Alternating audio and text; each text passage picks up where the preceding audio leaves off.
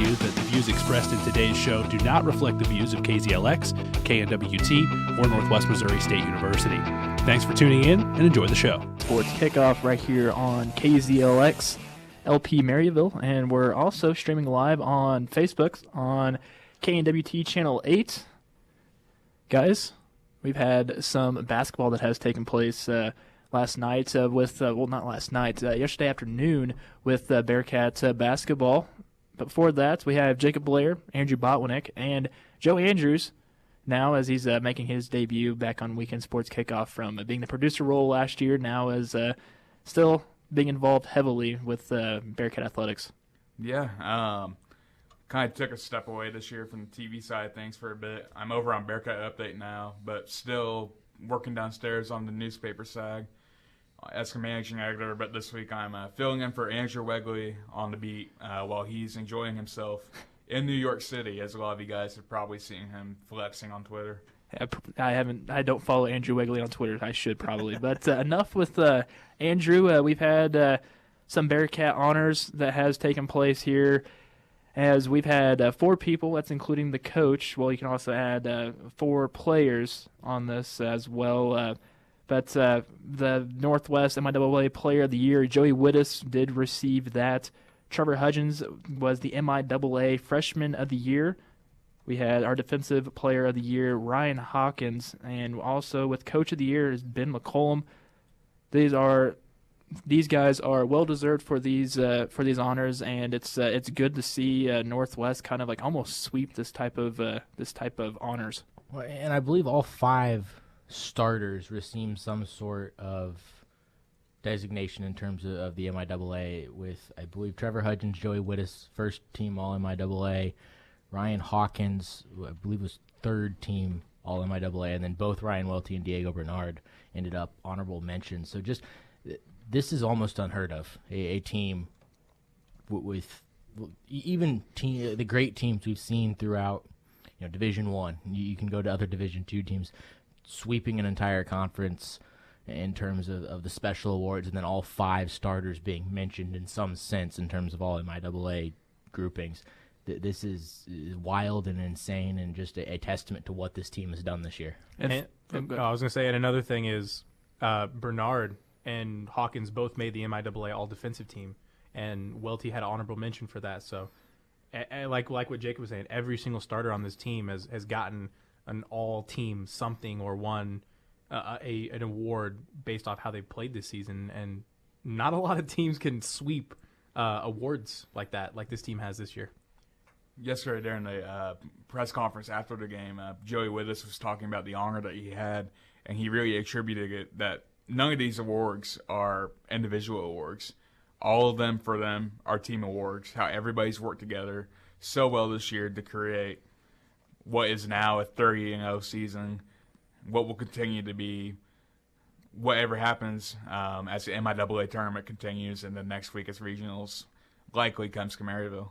As staying on the fact with Joey Wittes, he did win MIAA Player of the Year. He was the 4th Bearcat in a row to receive that. The last 3 years before Wittes was Justin Pitts in 2016, 17, and 18.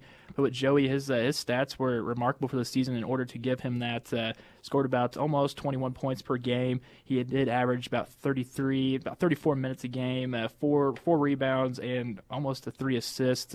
As he was one of the guys on this team that helped the Bearcats lead them to that 30-0 season so far, as we see throughout this season, and also into the MIAA tournament. And he's well deserving for this, but that's a very tasteful thing he did say was it wasn't just him that helped this; it was this entire team. And for other things going on with other players that did win, like Freshman of the Year award, Justin Pitts won it in 2015. He was the last Bearcat. Also, Zach Schneider did win it in 2014 as well, with Trevor Hudgens this season.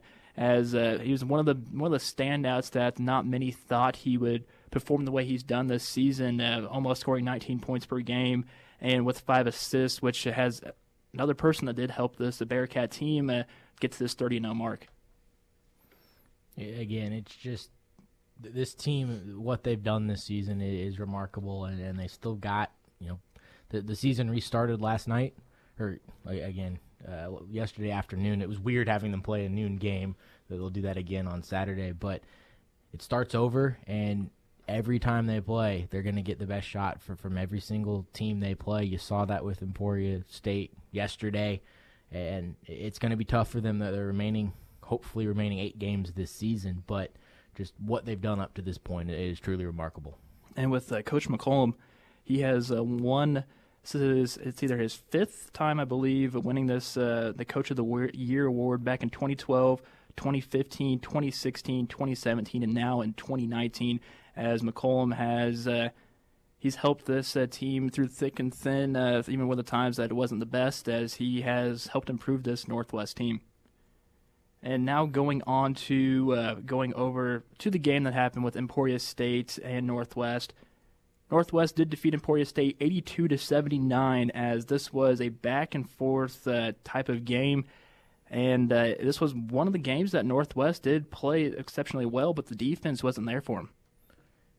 I don't know if there was a certain player that at least it sounded this way, and Julius Jackson on Emporia State, that I don't know when a guy's playing that lights out, I don't know what you can do defensively.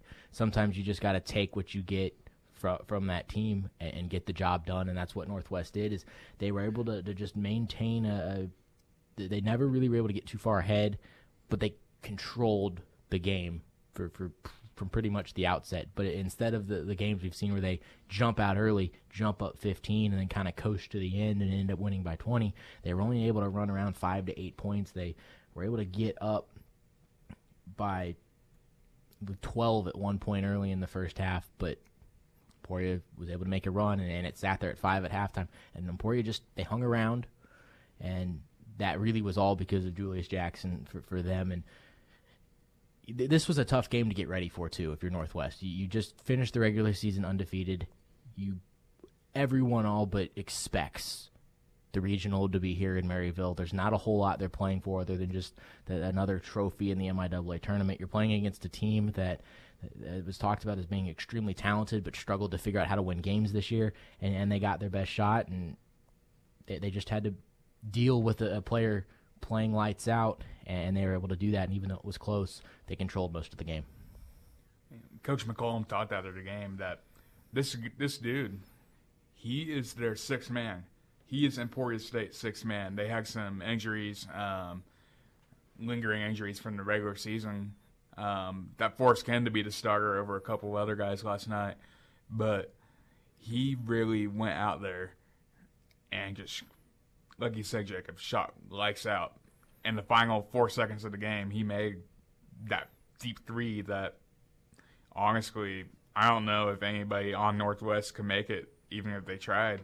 And the fact on that 3-pointer as well, there was 3 Bearcats around him, and he was still able to make that in order to try to get them. I think it wasn't it a 1-point, a 2-point game, or it was probably a 1-point or 2-point. I can't remember. Yeah, that 3 tied it up, I believe. Yes, and then Northwest ended up making the free throws after that. But that 3-pointer by Jackson could have made a statement to where they were hanging around. This was a team that wanted to win, of course. I mean, everybody wants to win when they play Northwest.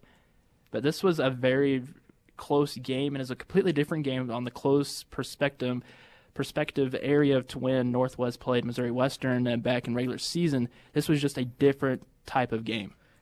And you guys were all at the game. I was here and was able to listen to it. But you look at the box score. There were 60 free throws throughout this game, and I think that kind of also goes to the point of why the final score is kind of blown up a little bit. Northwest probably played better defensively, but when you end up with that many free throws between the two teams, the clock is stopped all of the time. I think game run time, this ended up being well over a 2-hour-long game, and with less media timeouts and such with Division II, that's a long Division II basketball game, and that's a different style of game to play when it's just choppy. But to ask you guys that were actually there, was were the officials a little bit whistle happy, or were they calling ticky-tack stuff, or was everyone just playing that aggressively on defense that there were just that many fouls? I think a lot of it, there were some that were kind of questionable calls. You could say, well, maybe that wasn't a reach, or it was mostly ball from like where I could see from the baseline in both ways, not just in one side or the other, but it was just a lot of aggressive defense. And I know being on that MIAA all defensive team, Diego Bernard, he was in foul trouble early on in this game, and he was getting subbed in and out of the game. And Kirk Finley got in and got a lot more minutes than he's used to, and he had 4 fouls close by the end of the game. I think he ended with 4 fouls as well. But it's impressive because this team got to the free throw line as many times as they did, Northwest, and shot 32 of 39 from the free throw line. And that's really what gave them the game, is they had to shoot that way there, because you end up with 43 total fouls between these two teams. No one fouled out of this game, but 6 different players between the two teams were extremely close with 4 fouls.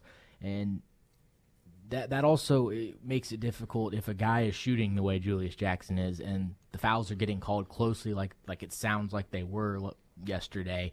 That makes it harder to get up and slow down someone shooting that well, because you know they're going to get a foul. And he went 7 for 10 from the three-point line, and that's Julius Jackson for Emporia State. He also shot 11 for 14 from the free throw line, so he was able to get there consistently.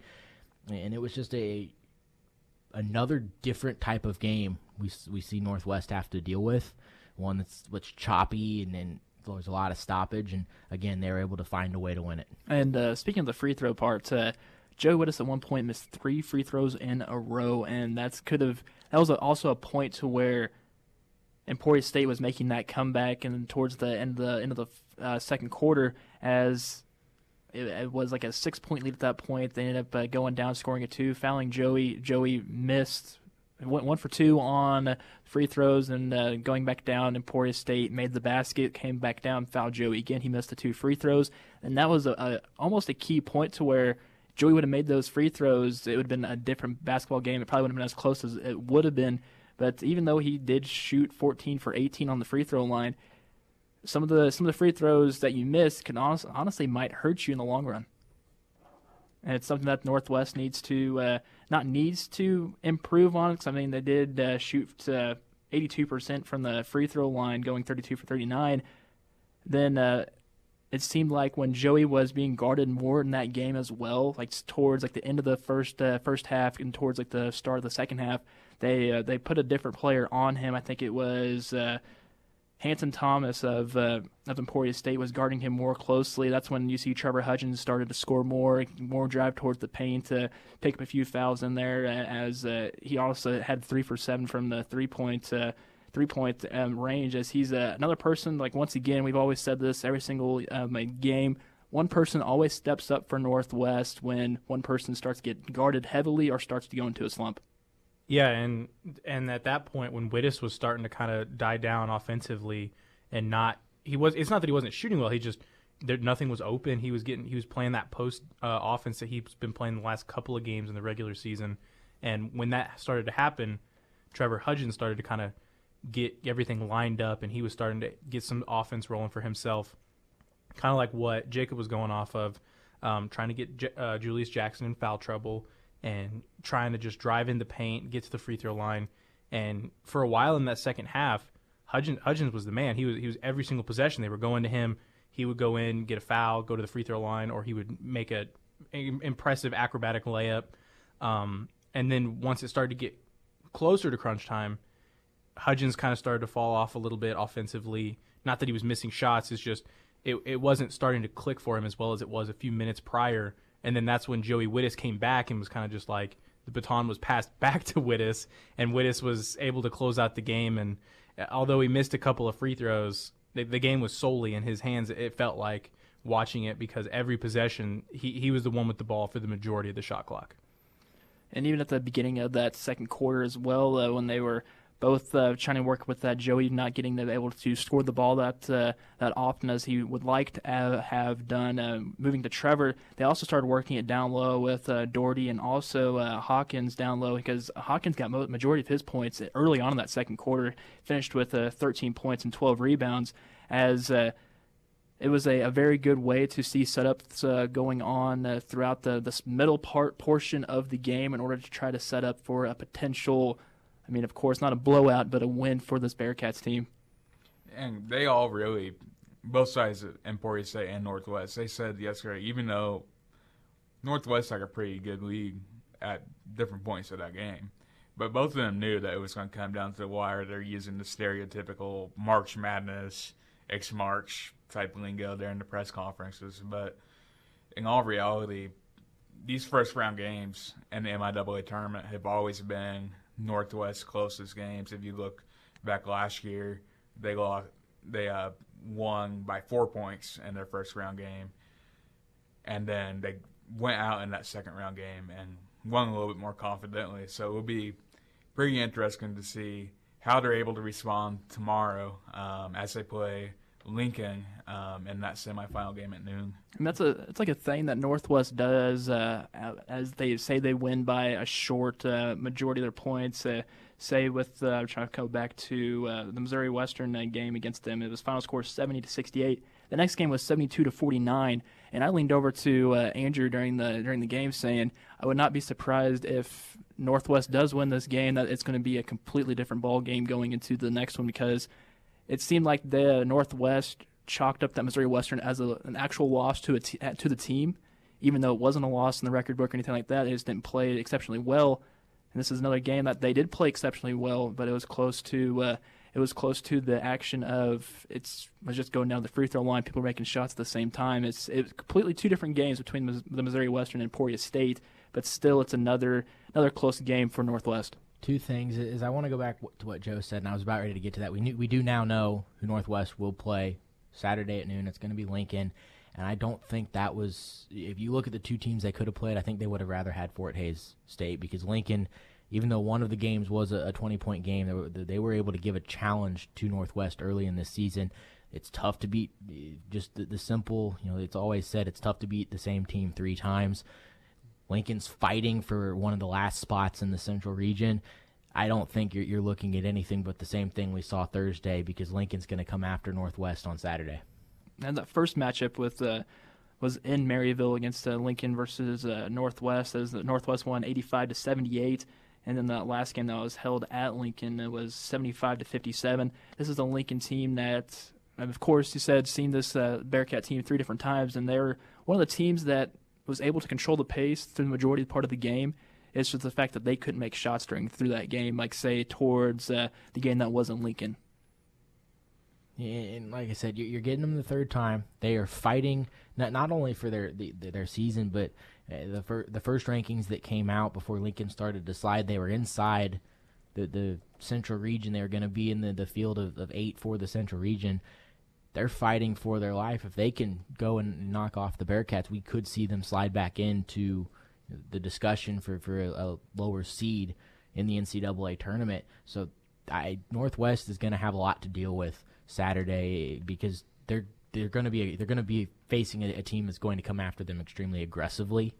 That's going to do exactly what Emporia State did. That they know that if they lose, they went after Northwest and they try to get the win. But if they win, they'll most likely and probably extend their season further than just beyond the MIAA tournament. And we're looking at a Lincoln team here that has lost six of their last 8 games. Those 2 wins being the final regular season game against Central Missouri to keep the Mules out of that MIAA tournament, and then today's win over Fort Hays State, of course.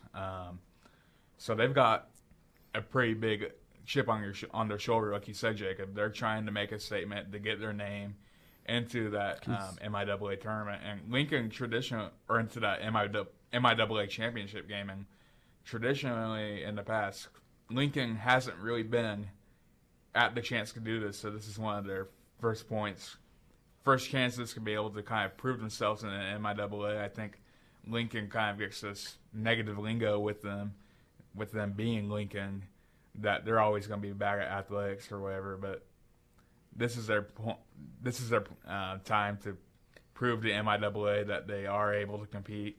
Next year, the football team will also be joining in on the MIAA side of things as well. So this is going to be their time. And that's right where we're saying is this team, before that 6 of 8 slide that they had, they were in the NCAA tournament if it started at that point. I think it was like the February 24th rankings or around that time. Then they started on this slide, and that was right about at the start of that slide. they're easily out of the tournament right now, but you go and you beat the number one team in the country that is multiple games better at this point record-wise than anyone else, and 5 or 6 games better than anyone else in the Central region. Even though you've gone on a slide late, you're making an argument to be put in the tournament. And then if you beat Northwest, then you have a shot to win the MIAA tournament as a whole. And so Lincoln, they're playing for everything right now. Northwest not playing for a whole lot. So that's where the two mindsets are going to collide on Saturday. And kind of looking back between the first time these two teams met and then the second time these two teams met, statistics say that Trevor Hudgens should have a fairly decent game. He had 22 in the first game, 24 in the second meeting between these two. Wittes in that first game, just 15 points. I believe it was like 4 of 13 shooting. And then in the second game, 30 points. So we've seen both sides of Joey Wittes in this matchup, a game where he doesn't shoot as well, and then a game where he shoots phenomenal, but poor from the outside, 2 of 12 from three-point range. And then on the other side for Lincoln, they potentially have another guy like that, Julius Jackson, where he's able to have a good night. Terrence Smith in Lincoln is their go-to guy. He's been the leading scorer in both games against Northwest. He had 15 points in the last matchup, and then he had, I believe, 22 in that very first matchup. So he's going to be one of their guys that I'm sure Northwest is going to probably stick Diego Bernard on, see if he can maintain him to start the game early. And assuming Bernard doesn't get into foul trouble early in this game as well, we could see another Julius Jackson kind of game in Terrence Smith. So Northwest will take on Lincoln tomorrow at noon, so Saturday at noon, and then the championship game of the MIAA tournament is set for 1 o'clock on Sunday, and that will be between possibly Washburn or the winner between Missouri Southern and Pittsburgh State, which will be tipping off relatively soon as once again Northwest moves on in the MIAA tournament against Emporia State, and they will face Lincoln Saturday at noon. That will be our Northwest basketball segment here for today.